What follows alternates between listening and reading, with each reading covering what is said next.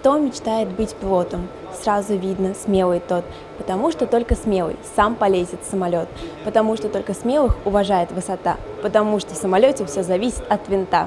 Кто не в курсе, это песня из мультика «Смешарики». Так давайте разберемся, как же устроен самолет и как им управлять. Гора новостей на профориентационной практике «Моя профессия пилот». Многие из ребят, учащихся в Уфимской общеобразовательной школе-интернат с первоначальной летной подготовкой имени дважды Героя Советского Союза Гореева Мусы Гайсиновича, собираются в будущем стать пилотами или военными летчиками.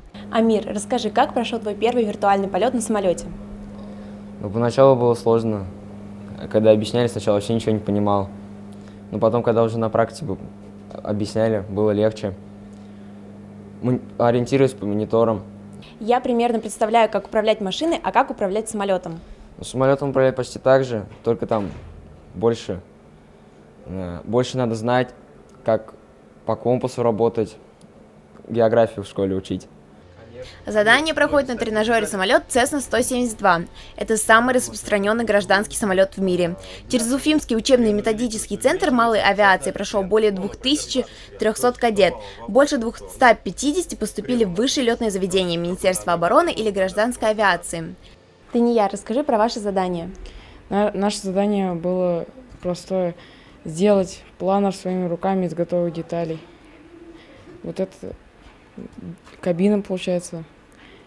Это крыло, это стабилизатор, который помогает сфокусировать поток. Как тебе летная практика? Практика очень полезная в том плане, что она помогает тебе понять самые азы летной подготовки. Я тоже бы хотел летать на таких же самолетах, как МиГ-8, и на вертолетах, может, даже быть. Ми-28Н. На этой практике отважные кадеты знакомятся с историей авиации, узнают, как устроен самолет и запускают планеры, проходят квест на тематику летчиков и совершают полет на авиатренажере с инструктором. Проект реализуется на безвозмездной основе при поддержке Фонда содействия гражданскому обществу Республики Башкортостан.